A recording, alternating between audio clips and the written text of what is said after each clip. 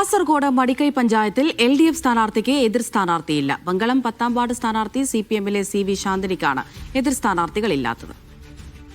ഷഫീഖ് നസ്രുള്ള കാസർഗോഡ് നിന്ന് ചേരുന്നുണ്ട്. ഷഫീഖ്, വാർത്തയുടെ വിശദാംശങ്ങൾ എങ്ങനെ? കാസർഗോഡ് മടിക്കൈ പഞ്ചായത്ത് LDF-ന് വലിയ സ്വാധീനമുള്ള പഞ്ചായത്താണ്. അവിടെ BJP-ക്ക് ഒരു വാർഡ് മാത്രമാണ്. ബാക്കി മുഴുവൻ വാർഡുകളിലും LDF സ്ഥാനാർത്ഥികൾ ആണ് വിജയിക്കാറുള്ളത്. അവിടെ കാസർഗോഡ് മടിക്കൈ പഞ്ചായത്തിലെ LDF സ്ഥാനാർത്ഥിക്കാണ് എതിരില്ലാതെ തെരഞ്ഞെടുക്കപ്പെടുക. മംഗളം 10-ാം വാർഡ് സ്ഥാനാർത്ഥി CPM-ലെ CV ശാന്തിനിക്കാണ് ഇങ്ങനെ എതിരില്ലാതെ സ്ഥാനാർത്ഥി. മറ്റു പാർട്ടികളൊന്നും തന്നെ അവിടെ നാമനിർദ്ദേശ പത്രിക സമർപ്പിച്ചിട്ടില്ല.